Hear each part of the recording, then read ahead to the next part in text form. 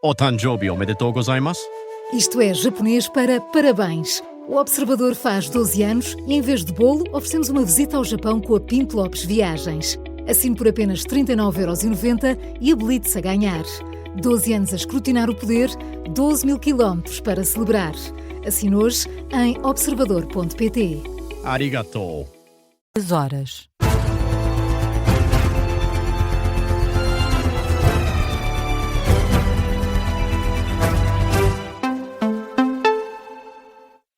As notícias com Matilde Malva Sabino. O secretário-geral do Partido Comunista garante que o pacote laboral está rejeitado por quem trabalha e apela à mobilização de todos na greve do dia 3 de junho. Paulo Raimundo falou esta noite de quarta-feira para centenas de pessoas na Rua de Santa Catarina, no Porto, durante um desfile do PCP. Ao jornalista explica que o governo não esperava tanta resistência e que ainda é possível uma queda do pacote laboral. O grande patronato e o governo pensavam que tinha uma passadeira vermelha. A greve geral do 11 de dezembro travou-lhes o passo. E, portanto, dando-nos um abano muito grande. Não derrotou, mas rejeitou profundamente. Está rejeitado. O pacote laboral está rejeitado por quem trabalha, não há nenhuma dúvida sobre isso. E, portanto, agora a greve geral dia 3 de junho, para a qual estão convocados todos os trabalhadores, os que fizeram greve ao 12, ao 11 de dezembro, os que não fizeram, os sindicalizados, os não sindicalizados, os mais novos e os mais velhos, têm todas razões acrescidas para voltar à rua e para voltar à luta. O secretário-geral do Partido Comunista lembra que uma eventual aprovação da nova lei do trabalho não é um esforço único do governo, mas antes uma ação conjunta do PSD, CDS, Iniciativa Liberal e Chega. O Partido Socialista acusa o governo de utilizar a alteração ao regime da amamentação como uma tática negocial. Depois da polémica em torno da falhada negociação na concertação social, o governo regressa à proposta de novas regras para a licença de amamentação. O Executivo quer exigir atestado médico no primeiro pedido e uma nova declaração a cada 6 meses para comprovar que a mulher continua a amamentar. No explicador da Tarde Política, o deputado socialista Miguel Cabrita considera que se voltou à estaca zero.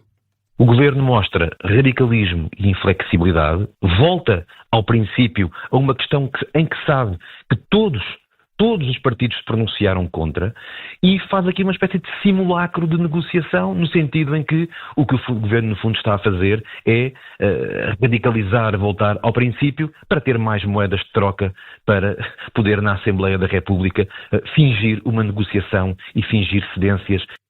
Por outro lado, a deputada social-democrata Carla Barros reitera que as alterações previstas têm como objetivo tornar o regime da amamentação mais claro e rigoroso. Durante este período de discussão pública destes 9 meses e na concertação social, não foi nenhum tema que os representantes dos trabalhadores tivessem levantado. Nunca houve nenhuma questão sobre isso. Mas não houve alguma abertura por parte da Ministra sobre este tema? O tema esteve em cima da mesa, nunca foi questionado nem contrariado por parte dos representantes dos trabalhadores, portanto que estavam focados certamente noutros temas, e porque também reconhecem a necessidade que há de nós melhorarmos isso. A deputada Carla Barros, do PSD, ouvida no explicador, sublinha que não está em causa nenhum corte de direitos. Henrique Gouveia e Melo diz que a Europa vai ter de intervir no Estreito de Hormuz para evitar um cenário pior. Em entrevista esta noite à CNN Portugal, o ex-chefe de Estado-Maior da Armada considera que não se pode abrir o precedente de deixar um país dominar uma passagem marítima. Não havendo uma solução negocial, o mundo ocidental vai ter que forçar a abertura daquele estreito. De facto, nós vamos ser obrigados, por mais que a gente não queira. Nós vamos ser arrastados. Se este conflito se prolonga e se cria aquela situação, o mundo ocidental, a Europa, vai ser arrastada pelos Estados Unidos. E não é por causa do Sr. Trump. É para evitar um futuro pior do que nós agora podemos imaginar nesta fase ainda. Henrique Gouveia e Melo acusa ainda os Estados Unidos de terem calculado mal os efeitos da guerra no Irão e de terem aberto uma caixa de Pandora que levou o regime de Teherão a querer controlar o Estreito de Hormuz. Seguimos com os desenvolvimentos sobre o caso dos ativistas maltratados pelo governo israelita. Luís Montenegro defende uma suspensão parcial do acordo com Israel, uma decisão a tomar no âmbito da União Europeia, em reação ao vídeo colocado pelo ministro israelita da Segurança Nacional, Ben Gvir, que mostra os ativistas ajoelhados com as mãos amarradas depois de terem sido interceptados em águas internacionais. O primeiro-ministro português fala numa situação inaceitável. A situação é uma situação absolutamente inaceitável relativamente às discussões que temos no âmbito da União Europeia.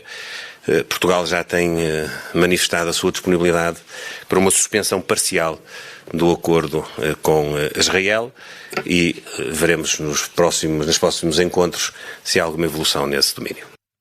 Declarações de Luís Montenegro, captadas pela RTP em Andorra. Antes, também o ministro dos Negócios Estrangeiros, Paulo Rangel, classificou como intolerável e humilhante o comportamento do ministro israelita, além de ser uma violação da dignidade humana.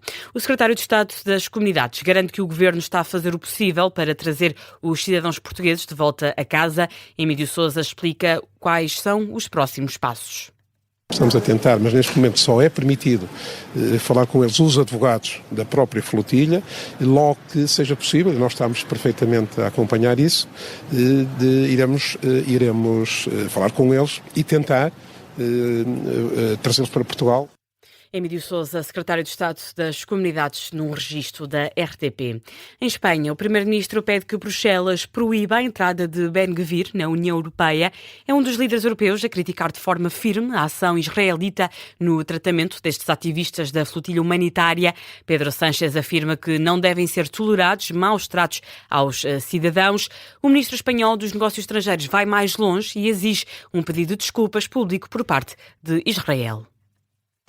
Insisto, ese tratamiento es monstruoso, es indigno, es inhumano. Exijo disculpas públicas a Israel. He convocado urgentemente al Ministerio de Asuntos Exteriores a la encargada de negocios de Israel para trasladarle todo nuestro rechazo, toda nuestra repulsa y toda nuestra repugnancia por ese trato absolutamente abominable e inaceptable.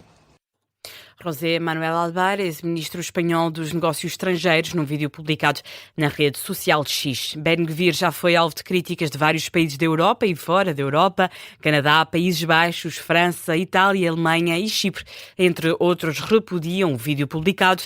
Os embaixadores israelitas estão a ser chamados para prestar explicações. Ben-Gvir levou também uma reprimenda do primeiro-ministro israelita, avança o Times of Israel. Benjamin Netanyahu assegura que a forma de atuação do ministro da Segurança Nacional israelita foge aos valores e normas do país, ainda que defenda a detenção dos ativistas. Donald Trump admite que as negociações com o Irão estão no limite. O presidente norte-americano garante que os Estados Unidos estão prontos para retomar os ataques. Ainda assim, mantém-se otimista em relação a um acordo. Está mesmo no limite, acreditem. Se não obtivermos as respostas certas, tudo se passará muito depressa. Estamos prontos a avançar. Temos de conseguir as respostas certas. Teriam de ser respostas 100% corretas. E se o fizermos, poupamos muito tempo, energia e, sobretudo, vidas. Mais importante ainda, estamos a lidar com algumas pessoas. E, na verdade, devo dizer-vos, estamos a lidar com pessoas muito boas. Estamos a lidar com pessoas que são, penso eu, muito mais razoáveis do que aquelas que já não estão connosco. E estamos bastante impressionados com isso. Esperamos por isso que se chegue a um acordo que seja ótimo para todos. Declarações de Donald Trump ao embarcar no Air Force One em Maryland, nos Estados Unidos. O Irão está a examinar a proposta de paz norte-americana, é o que afirma o ministro dos Negócios Estrangeiros iraniano, citado pela CBS. O responsável assegura que a presença do ministro paquistanês da Administração Interna no Irão serve para facilitar a troca de mensagens entre Teherão e Washington. Acrescenta que um dos pontos expostos por parte do Irão inclui o descongelamento dos ativos iranianos e o fim do bloqueio norte-americano aos portos do país, proposta que já tinha sido apresentada. E vamos ainda ao desporto. Roberto Martínez rejeita que o futuro enquanto selecionador nacional esteja dependente da prestação da equipa portuguesa no Mundial de Futebol. O técnico das esquinas considera que agora não é tempo de falar em continuidade. Em entrevista à RTP, o selecionador diz que o foco deve estar na equipa.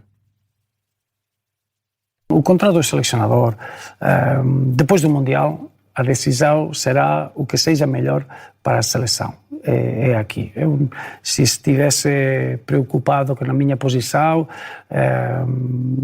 não era o selecionador certo. Falar do selecionador não é o importante é que a equipa ganhe, que a equipa jogue bem e que os números sejam bons, e é isso que é o meu foco.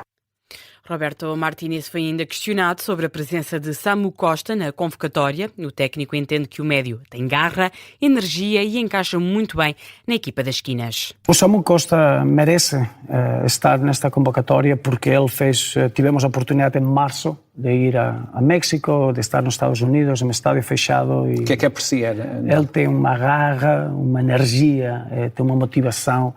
Estar na seleção é contagioso. É um médio que tem muita capacidade, muito espaço, mas tem um aspecto defensivo que é muito importante para nós e dá um equilíbrio dentro dos médios que nós temos. Então é um jogador que encaixa muito bem no seu momento da sua carreira, no seu momento dentro da seleção e com os outros jogadores nessa posição.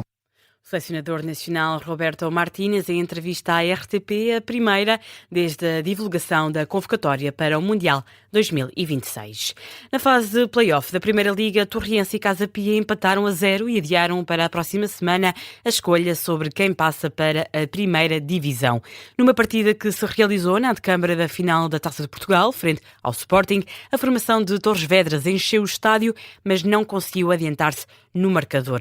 No rescaldo da partida, o técnico do Torriense, Luís Tralhão, pede ajuda de todos os adeptos para o segundo jogo e reitera que o clube tem o mesmo nível das equipas da Primeira Liga. Hoje sentimos alguma dificuldade no início do jogo. Tivemos ali uma nuancezinha tática que nos estava a criar alguma dúvida.